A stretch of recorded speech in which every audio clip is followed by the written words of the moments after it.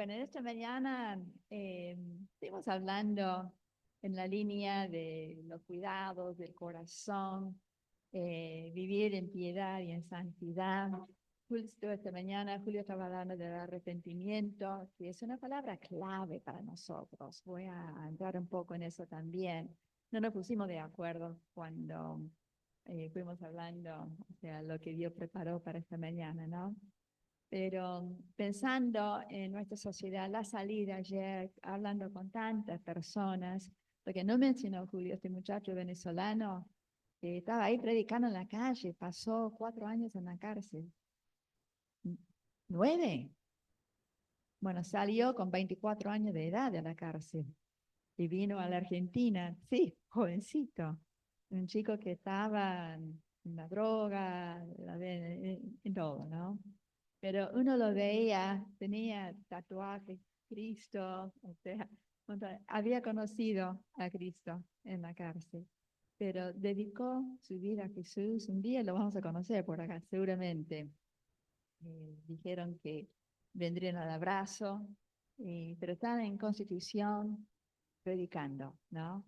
Eh, Tuvimos varias noticias en esta semana, cosas que están pasando, una cosa que por ahí, porque tocó un poquito más de cerca, hablando de Ingeniero Maswich, donde está el hogar, un grupo de chicos jovencitos, adolescentes jovencitos, planeando un masacre en una escuela secundaria, diciendo, salgan a matar, no importa a quién, a ver cuánta gente. Y uno dice, qué calofriante, tanta violencia, ¿de dónde viene? Pensamientos tan perversos. Vivimos en un tiempo donde se ha multiplicado la maldad, como anunció Jesús. Estamos viviendo en los tiempos de Noé, como eran los tiempos de Noé, tiempos marcados por la violencia. Y lo estamos viendo en aumento en nuestros tiempos, ¿no? Un mal estructural que viene desde el jardín de Edén. Eh, Está en la sociedad, está en nosotros. ¿Cuántas veces nos ponemos violentos de palabra, actitudes, acciones, trayendo la violencia como uno ve en el noticiero, ¿no? Pero, en fin, la violencia, uno pierde control, se desata, empieza los gritos con los hijos. eh, o sea, se demuestra en muchas formas, ¿no?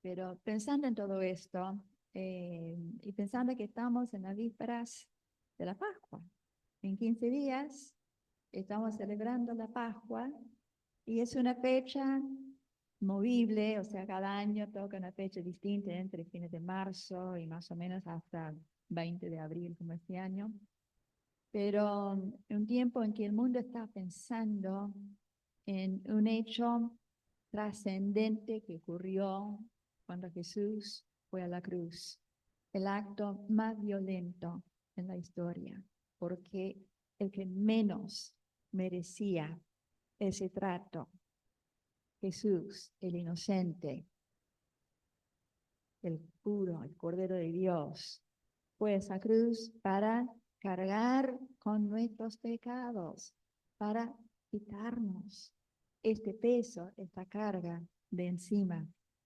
Y si hay algo clave en nuestra predicación del Evangelio, es la palabra arrepiéntanse.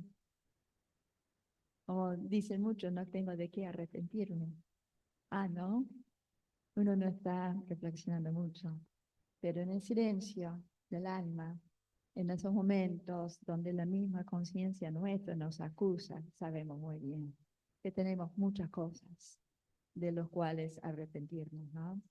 Pero andando por la escritura, la palabra, esta palabra, el agua de vida que riega el alma, necesitamos permearnos de la palabra, tomar la palabra, leer, buscar al Señor y estar en su presencia, tener grandes pensamientos de Dios, ¿no?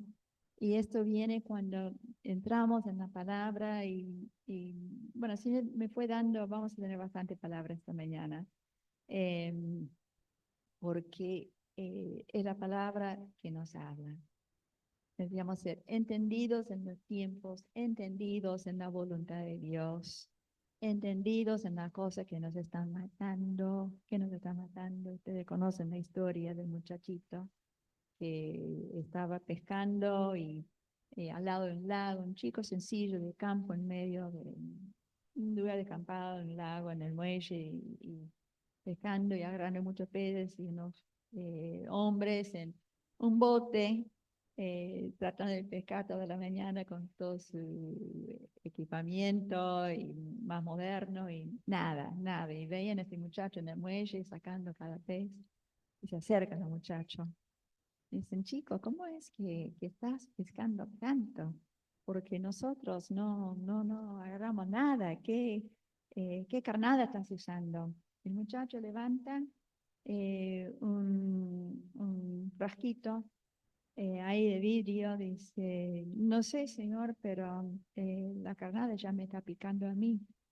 Y dentro del frasco estaba lleno de bebés cascabeles. Y estos hombres agarraron al niño y lo llevaron al hospital urgente, es una historia verídica, y no pudieron llegar a tiempo, el chico murió, porque esa carnada lo estaba picando él. Satanás nos está mandando una carnada continuamente para ver dónde nos puede agarrar, dónde nos puede enganchar con ese gancho y cuando nosotros le damos lugar, esa carnada ya nos está matando. Eh, entonces, la palabra nos dice que el remedio para el pecado es el arrepentimiento delante de un Dios santo, justo, un Dios que viene a darnos vida, pero esa vida está condicionada en nuestra respuesta a este regalo que Dios nos está ofreciendo en Jesucristo. Porque alguien tuvo que pagar el precio. Si nos está liberando a nosotros del precio del pecado, que es la muerte, hay alguien que sí tuvo que cargar con ese pecado y eso fue Cristo. Entonces, yo también quiero invitarlos que en estos días previos a la Pascua, y realmente lo que hacemos cada domingo con la Cena del Señor, pero estemos pensando en el costo de la cruz, lo que Jesús pagó para rescatar nuestras almas, nuestras vidas, justificarnos, comprar nuestra salvación. Bueno, yo quería compartir varios pasajes que Dios puso en mi corazón para hoy. Uno es el Salmo 94, del 12 al 15. Después leo un par de versículos más, el 19 y el 22. Y dice, bienaventurado el hombre a quien corriges, Señor, y lo instruyes en tu ley, para darle descanso en los días de aflicción, hasta que se cabe una fosa para el impío. Porque el Señor no abandonará a su pueblo, ni desamparará a su heredad, porque el juicio volverá a ser justo, y todos los rectos de corazón lo seguirán.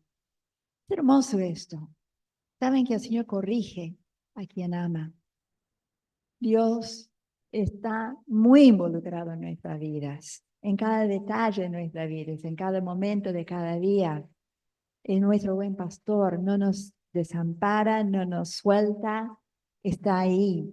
Y a veces sentimos que la presencia de una persona es demasiado, uno está demasiado encima, pero por amor, Dios está muy encima nuestro, por amor. Y Él nos corrige para instruirnos en su ley. La ley de Dios perfecta es. La ley, esa ley que mata porque nadie puede guardar toda la ley. Por eso Cristo vino a cumplir con la ley, a cumplirlo por nosotros. Y nos llama a seguirlo y seguimos una ley mayor. ¿Cuál es esa ley que seguimos ahora? La ley del amor. La clave es el amor. amar, amar como Cristo nos amó a nosotros, ese amor generoso, desinteresado, sacrificial, el amor que nos exige tanto, que es tan difícil, pero la ley del amor nos instruye en su ley para darnos descanso en los días de aflicción. Ustedes también deben conocer la historia de Alexander Solzhenitsyn, lo he compartido antes, el ruso que estuvo en un campo de concentración en Siberia por oponerse a el gobierno de la Unión Soviética. Y él escribió en el archipiélago del Gulag sobre su experiencia como prisionero político en Siberia, bajo el aparato estatal soviético. Y dijo esto: pues solo cuando estuve acostado sobre la paja podrida de la prisión en Siberia, que sentí dentro de mí la primera inquietud respecto del bien. De a poco fui entendiendo que la línea que separa el bien del mal atraviesa el interior de todo corazón humano. Así que, así es que puedo decir: prisión, te bendigo por haber estado en mi vida. Y pasó años en esa prisión, vio tantas cosas, pero ahí conoció el amor de Cristo y ahí quedó libre en su interior. Y cerrando el Salmo 94, el 19, cuando mis inquietudes se multiplican dentro de mí, tus consuelos deleitan mi alma. Hay momentos que pasan tantas cosas por nuestra mente, inquietudes, temores, eh, miedos, pero cuando estas inquietudes se van multiplicando, dice, tus consuelos deleitan mi alma. ¿Dónde encontramos los consuelos de Dios y el consejo de Dios? En la palabra, en la palabra. Tenemos que acostumbrarnos a abrir la palabra en distintos momentos del día, abrir, buscar palabra, leer la palabra. Este muchacho que había pasado años en la cárcel de Venezuela dijo que ha leído la Biblia 7 veces, de tapa a tapa, y ahora está empezando a estudiar sistemáticamente para entender mejor la Biblia, ¿no? Pero los consuelos de Dios, el consejo de Dios. Pues la Biblia es un libro que trae mucha exhortación, promesas de Dios, mucha palabra, consejo de Dios, consuelo al corazón del que lo busca. Como dice el versículo 22, el Señor ha sido mi baluarte y mi Dios, la roca de mi refugio. Estamos en una batalla espiritual todos los días. La batalla entre la verdad y la mentira, entre el bien y el mal, entre la luz y las tinieblas. Cuando Cristo viene en nuestra vida, nos traslada del reino de la oscuridad, de las tinieblas, de Satanás, a su reino glorioso de luz, porque Dios es luz y nos llama a habitar en la luz. Esto significa que entregamos todo a Él, cuerpo, mente, alma, espíritu. Tenemos que usar la mente, tenemos que ser pensantes, tenemos que meditar en la palabra, considerar la palabra, estar escuchando más que hablando, pesando las cosas, preguntándole a Dios: Señor, ¿qué debo hacer en esta situación? ¿Qué debo hacer acá? Porque la lucha es feroz. Satanás, ¿saben dónde Satanás se mueve como pez en el agua? En medio de la ignorancia, en medio del desorden, en medio del temor. Y es ahí que produce destrucción. Porque donde hay ignorancia en nosotros, desconocimiento, donde hay desorden en nuestras vidas, porque continuamente, como en una casa, en una cocina. Uno está ordenando continuamente, porque las cosas salen por el lugar en nuestra casa, en nuestro corazón. Estamos llamados a ordenar nuestros corazones, nuestras emociones, nuestros sentimientos, nuestras palabras, nuestras conductas. En fin, vivir una vida de entrega a Dios. Y quiero compartirles algunas de las cosas. Yo siempre vuelvo sobre Isaías, Ezequiel, son un par de profetas que continuamente Dios me viene llevando ahí de vuelta.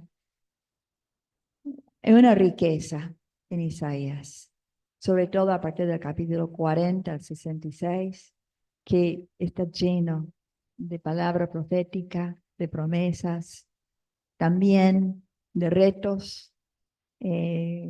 Dios nos habla a su pueblo, está hablando principalmente de Israel acá, pero también profetizando el Mesías, a Cristo, y Cristo que vino a construir, edificar su iglesia. Y la iglesia, esta etapa, en los últimos 2000 años, este paréntesis en la historia entre la primera venida y la segunda venida de Cristo. Estamos viviendo esta época de la iglesia, el reino de Dios entre nosotros viviendo el reino actualmente, ahora. Por eso, tanta exhortación de permanecer en la palabra. Isaías 43, 8 al 13. Vamos a dejar que la palabra hable. Dice, saquen al pueblo ciego que tiene ojos y a los sordos que tienen oídos. Es una frase que aparece tantas veces.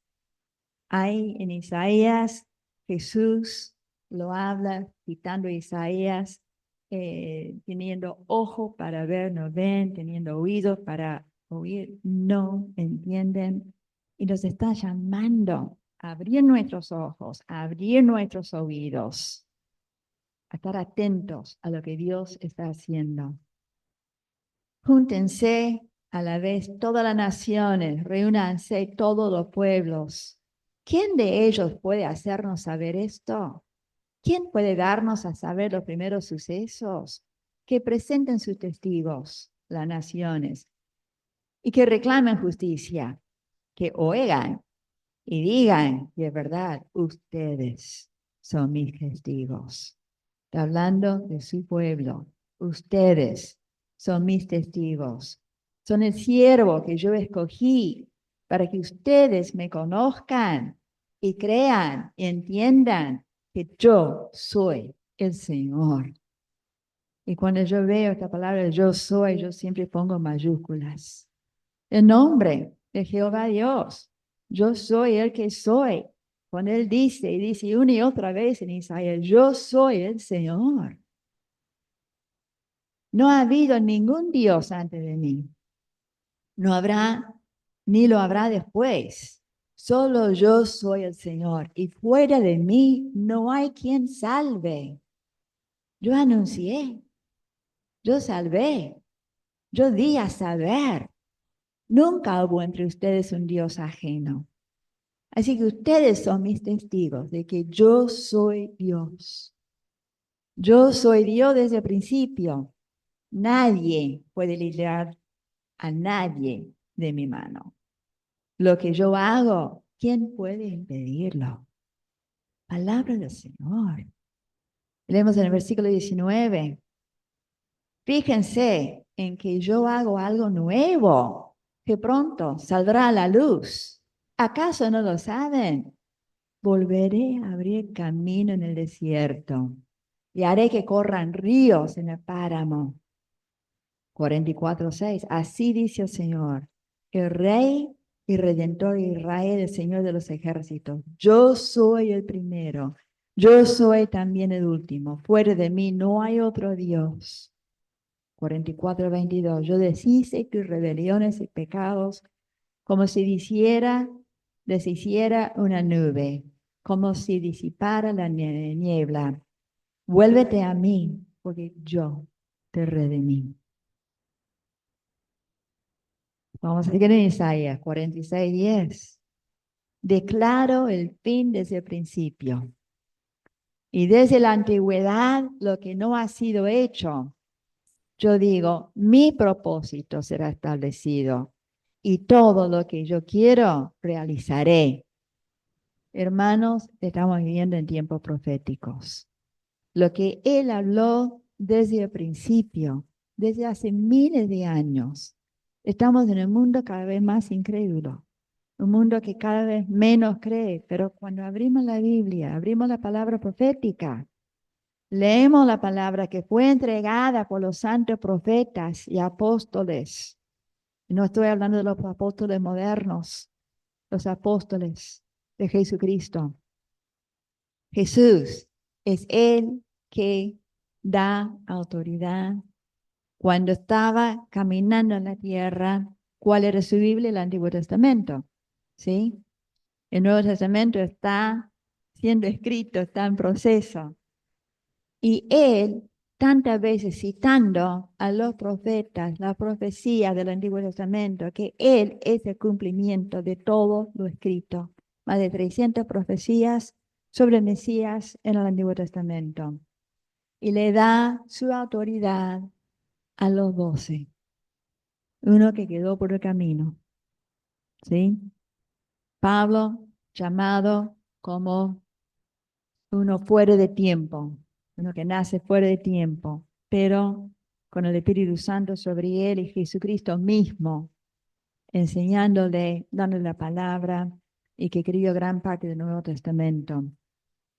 Pero Jesús a ellos le dio autoridad para hablar en su nombre y llegamos a tener en nuestras manos esta palabra que es palabra viva, palabra sagrada, pan de vida, el agua que brota desde el interior, el Espíritu Santo interpretando la palabra de Dios para nosotros hoy.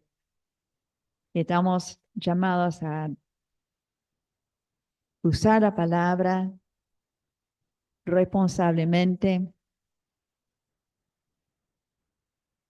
Lo leo directamente en 2 de Timoteo. Procura con diligencia presentarte a Dios aprobado como obrero que no tiene de qué avergonzarse, que maneja con precisión la palabra de verdad.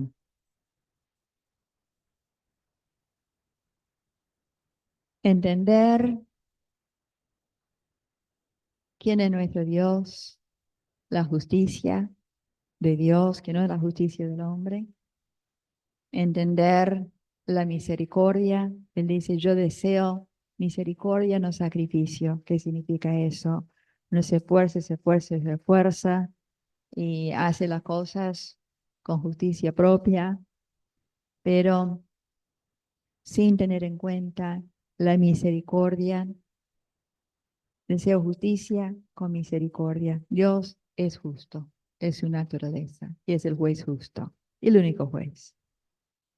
Y nosotros llamados acá en la tierra a caminar en sus caminos, a ejercer equidad y justicia con misericordia. Tenemos mucho para aprender de la palabra. La gente que lo sigue a Jesús, los fariseos, gente muy correcta, los parangones de la cultura judía del primer siglo, los que eran dignos de emular, pero que tenían mucha soberbia, mucho orgullo espiritual y terminaron siendo injustos e hipócritas, como decía Jesús. Pero Jesús invierte todos nuestros parámetros. Tenemos pirámide, lo invierte. El que quiere ser el mayor, como el amo de todos, sea siervo de todos, ¿sí? O sea, nos llama a esa pirámide invertida. Y quería hablar un poquito más sobre el tema de la justicia de un Dios justo y nosotros, y la necesidad de caminar continuamente en un espíritu de arrepentimiento. Ezequiel 18, los invito a leerlo en sus casas, ¿no? todo el capítulo 18, que es profundo, pero habla de esta justicia de Dios y no lo voy a leer porque es muy largo, solamente lo último, pero si dividimos los temas de Ezequiel 18, básicamente está diciendo que el alma que pecare, esa morirá. O sea, la responsabilidad individual, personal de cada uno frente a Dios, ¿sí? Y el hombre justo vivirá. El justo por su justicia vivirá. El hijo violento, malvado de un padre justo, morirá. Uno puede ser recto delante de Dios y sus hijos salen todo al revés. Pero el padre no paga el pecado del hijo y el hijo paga el pecado del padre. Cada uno es responsable por su propia conducta delante del Señor. El hijo de un padre que no hace lo que es bueno, que anda en caminos rectos, dice Ezequiel, no morirá.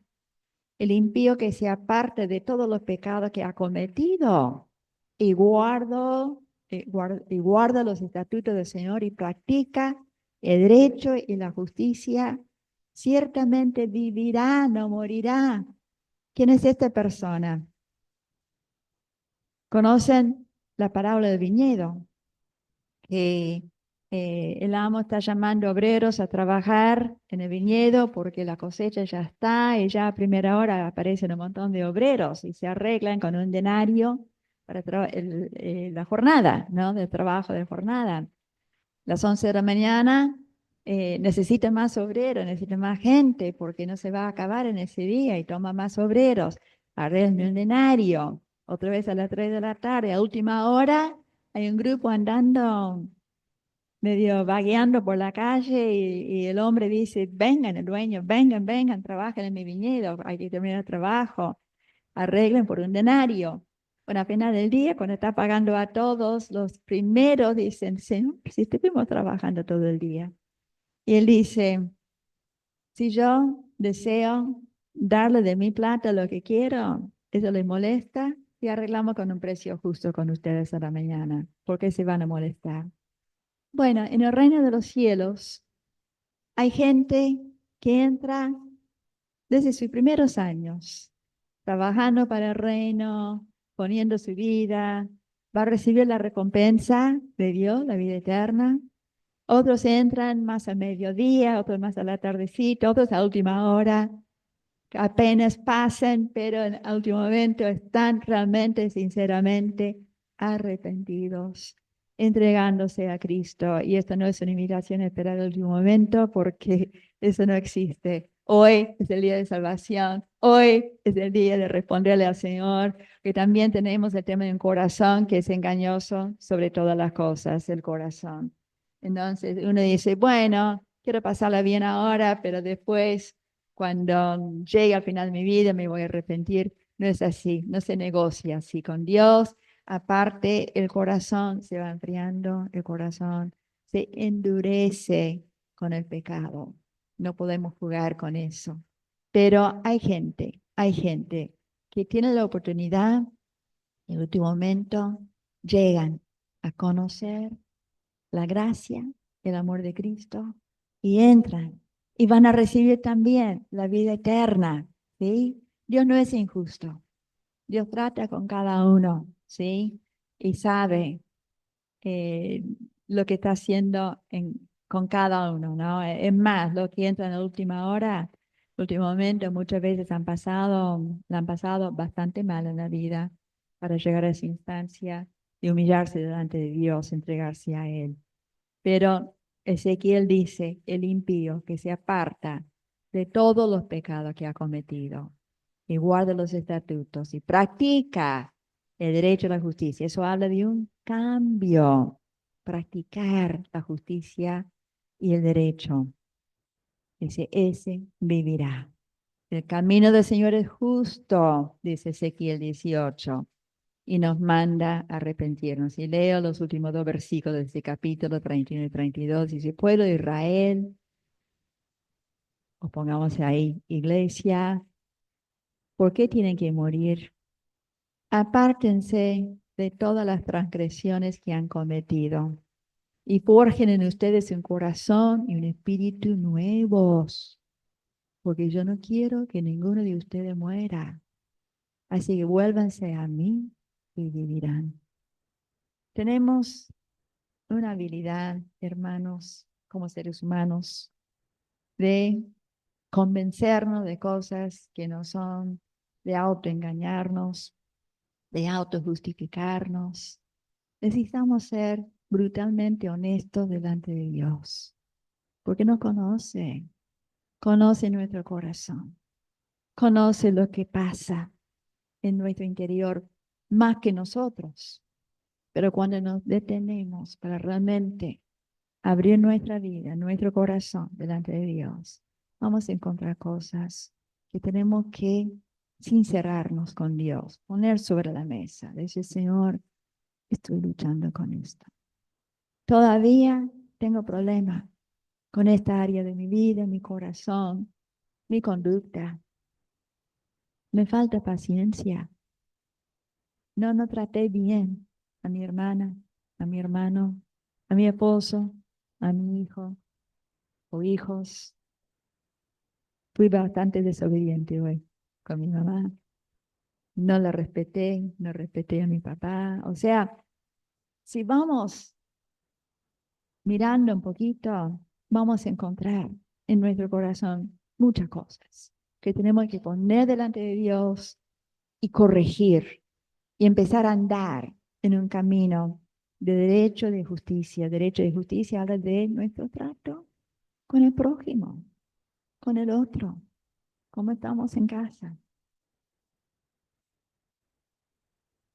Proverbios 4:23 dice, con toda diligencia, guarda tu corazón, porque de él brotan los manantiales de vida. Necesitamos de dominio propio. Es uno de los dones del Espíritu Santo, uno de los frutos del Espíritu Santo, pero es un fruto que hay que ejercer. No es algo que viene porque me siento pasivamente, me cruzo de brazos y estoy esperando que me venga dominio propio. ¿Cómo funciona el dominio propio? Un esfuerzo, ¿no es cierto? Es dominar el cuerpo, dominar la lengua, dominar mis ojos, donde dirijo mis ojos. ¿Qué es lo que está pudriendo tanto? Porque lo que entra a la mente entra por los ojos, por el oído, ¿sí? Entonces, y uno trata la mente como un tacho de basura y mete todo. Lo que pasa es que después no se saca de ahí, permanece ahí. Toda imagen, las cosas que suceden, cuántas veces, incluso uno cuidándose y de pronto empieza una canción, sigue, y cuesta cambiar el chip con cosas más, eh, ¿cómo? Útil. Banales, banales. Sí, debe ser inocente, no es inocente, sino banales, ¿sí? Y lo que, como nos nutrimos, tanto físicamente como espiritualmente, nos va formando. Lo que comemos afecta el cuerpo, tanta comida chatarra, mucha sal, muchas harinas blancas, azúcar, va afectando el cuerpo, bueno, espiritualmente, cuanto más. Sí, Emilio.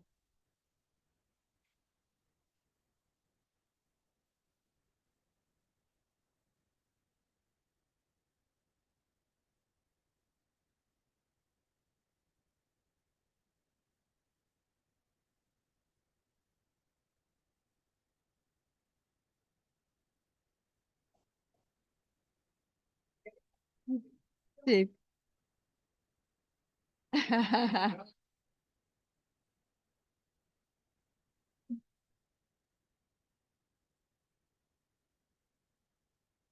Sí, la mente absorbe. Entonces, ahí vamos a seguir por la hora. Gracias, Emilio. Y repito para los que están en el Zoom, Emilio está diciendo en su trabajo, pone mucha música villera y después cuando llega a su casa se encuentra cantando eso.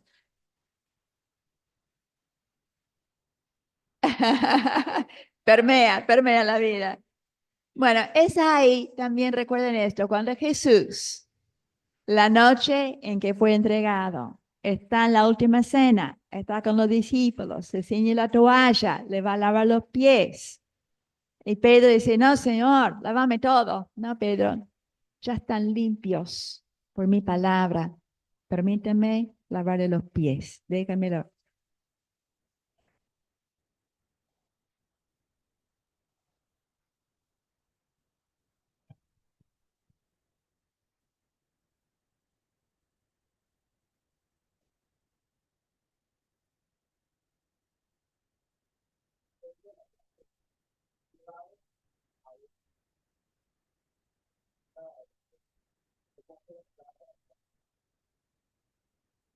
Bueno, ahí vamos, Emilio, ahí vamos. Jesús, por la palabra, nos purifica, nos limpia, nacemos de nuevo del agua, del Espíritu, pero todos los días, tenemos que lavar los pies se ensucian por el camino. Todos los días tenemos que volver a encender el fuego del altar, tenemos que sacar las cenizas del altar porque estamos sirviendo a Cristo y en ese altar el fuego consume madera, otra cosa, produce cenizas. ¿Qué hacían los sacerdotes del Levítico? Tenían que sacar esas cenizas todos los días del altar y volver a alimentar el fuego. Es un proceso. Dominio propio es la palabra clave, ¿sí?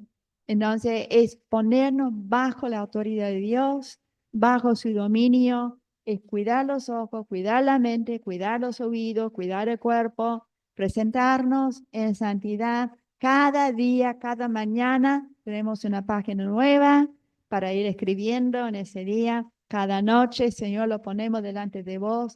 Toma mi vida, lavame con la sangre de Jesús, purifica mi corazón. Y cuando pasamos por los procesos de la disciplina de Dios, donde empezamos, que Dios disciplina a quien ama para que podamos descansar en el día de la aflicción.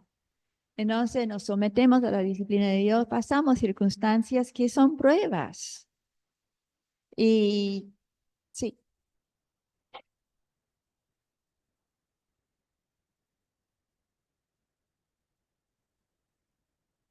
Julio está diciendo la vieja naturaleza no desaparece, está, sí.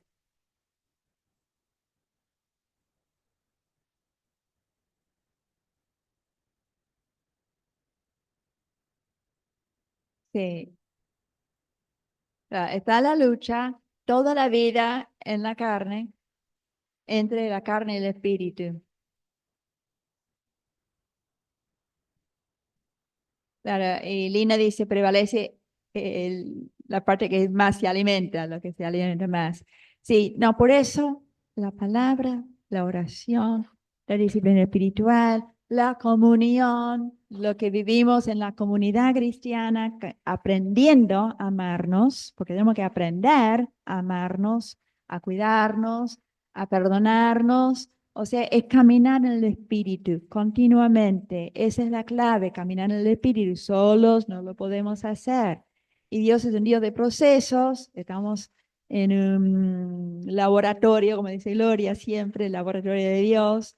Pero cada día Dios en su fidelidad está tratando con nosotros y está transformándonos. Una transformación que hay una cosa en un inicio, así un corte limpio con muchas cosas, pero después hay que caminar cada día y trabajar lo que es uno mismo, su naturaleza natural. En Seguro de Timoteo 2, voy a leer del 15 al 16, luego 19 a 22. Procura con diligencia presentarte ante Dios aprobado como obrero que no tiene de qué avergonzarse y que use bien la palabra de verdad, pero evita las palabrerías vanas y profanas porque más y más conducen a la impiedad. Cuidemos la boca, cuidemos las cosas que hablamos. También a veces hablamos cosas banales que nada, pero después, si no nos cuidamos, va llevándonos a otras cosas. Y en el versículo 19, el fundamento de Dios está firme y tiene este sello. El Señor conoce a los que son suyos y que se aparte de la iniquidad todo aquel que invoca el nombre de Cristo. Tenemos que apartarnos de la iniquidad. En el versículo 20, en una casa grande hay no solo utensilios de oro y de plata, sino también de madera y de barro. Unos son para usos honrosos, otros para usos viles. Así que quien se limpia de estas cosas será un instrumento, muchas versiones dicen un vaso para honra, santificado, útil al Señor y dispuesto para toda buena obra. Huye también de las pasiones juveniles y sigue la justicia, la fe, el amor y la paz, junto con aquellos que en un corazón limpio invocan al Señor. Seamos vasos de honor, instrumentos útiles para el Señor, para que Él nos llene esos vasos. Recibir el Evangelio es un acto radical, porque seguir el llamado del Evangelio significa rechazar todo lo que se conoce a través de nuestros sentidos para aferrarnos a lo que no se puede ver. Esa es la fe. Y rechazar nuestra autonomía personal y el derecho de autogobierno, el renunciar mi propia voluntad, no mi voluntad, sino la tuya, Padre, para ser esclavos del Mesías, el Hijo de Dios, que conoció el rechazo, el dolor, fue crucificado y resucitó. Y nos llama a tomar nuestra cruz y a seguir en pos de Él. El mundo anda perdido en tinieblas, ignorante respecto del Evangelio y sus verdades más básicas. Ayer y hablamos con bastantes personas. Una mujer que se nota lleva tal vez toda la vida, una mujer grande, ¿no? En la prostitución. Y yo le dije, ¿vos conocés a Cristo así? Sí, sí, sí, yo sé que Cristo murió por mí, que es mi Salvador. Hermana, ¿qué estás esperando? ¿Qué estás esperando? No, no, no te engañes. Eh, la, el Evangelio nos habla de la justicia, la naturaleza de un Dios santo, santo, alto y sublime, justo en todo su camino, perfecto, luz, en él no hay tinieblas. El Evangelio nos habla de la depravación del ser humano, nuestra naturaleza en una condición desesperante que no podemos nosotros. Nos habla de la expiación de Cristo en la cruz y su sangre que trae purificación de nuestros pecados y nos llama a un arrepentimiento. Lo que es la verdadera naturaleza de la conversión a Cristo eh, lleva el sello si permanecemos en Él. Cristo dijo, si permanecen en mí, si permanecen fieles hasta el fin, serán salvos. Entonces tenemos que caminar el camino, caminar cada día en fidelidad, cada día examinar el corazón, cada día volvernos a ese camino, cada día ponernos delante de Él para que nos limpie de todo pecado, recibir esa purificación. Recibir el Evangelio es de verdad un hecho radical, es vivir en absoluta sumisión a Él. El justo por su fe vivirá. Donde estamos hablando de la mirada del alma, la fe, el punto de partida. Sin fe es imposible agradar a Dios. Sin fe no hay perdón, no hay salvación, no hay comunión, no hay vida en el Espíritu. Creer es dirigir la atención del corazón a Dios, a Jesús. Es alzar la mente para completar a Cristo. el Cordero de Dios, y no quitar más nuestros ojos de Él. Las distracciones nos pueden estorbar, pero una vez que se compromete el corazón con Jesús, nuestra atención se vuelve a Él una y otra vez, como el pajarito que sale del nido y vuelve al nido. Él es nuestro lugar, nuestra habitación, nuestra seguridad. La fe redirecciona nuestra vista. Con nuestra voluntad nos comprometemos con Él. Establecemos la intención del corazón de mantenernos en la presencia de Jesús para siempre. Tenemos que diferenciar entre una aceptación fácil, perezosa. Sí, yo creo en Cristo. Acepto a Jesús en mi corazón, pero no hay ningún cambio. El verdadero trabajo del alma es mantenernos en la presencia de Dios, en obediencia a Él, que se haga tu voluntad y no la mía. La cruz es estaca, es dura, mortífera, es efectiva para dar muerte a nuestra naturaleza carnal. Estamos llamados a morirnos a nosotros mismos, a vivir en Cristo. Oramos. Señor, Dios Todopoderoso, Dios Santo, hermoso, quita el velo de nuestros corazones, Señor. Confesamos nuestras debilidades. Te necesitamos, Señor. Perdonanos la iniquidad, las rebeliones que albergamos en nuestros corazones. Las tantas distracciones que nos desvían de tu santa y perfecta voluntad. Perdonanos por estar enamorados de las cosas de este mundo, porque amar el mundo se constituye en adulterio espiritual.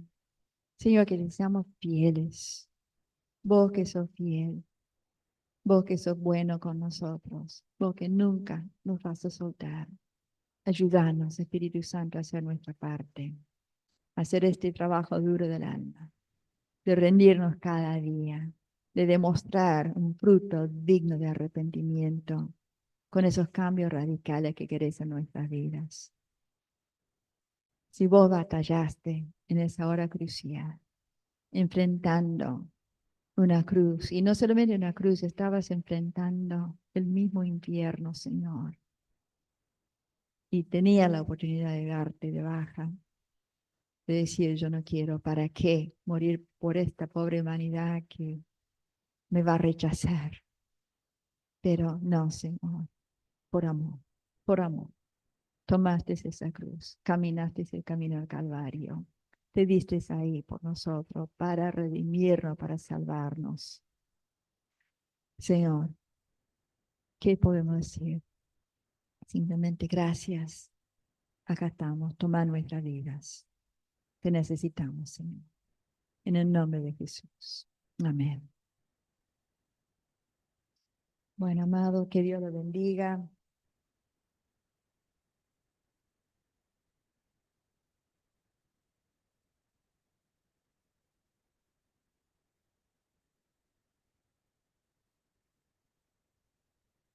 Santiago capítulo 4, 1 a 3.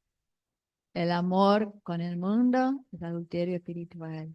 Entonces pensamos, Señor, ¿en qué te hemos ofendido? O sea, empezamos mirando por las pantallas, lo que entran todos los días. Yo, a propósito, hay días, anoche a las 10 de la noche, guardé el celular. Me levanté a las 6 de la mañana y digo, no, no voy a mirar el celular esta mañana. Hay mañana que no miro por varias horas, porque estoy buscando enfocarme y después veo un montón de mensajes.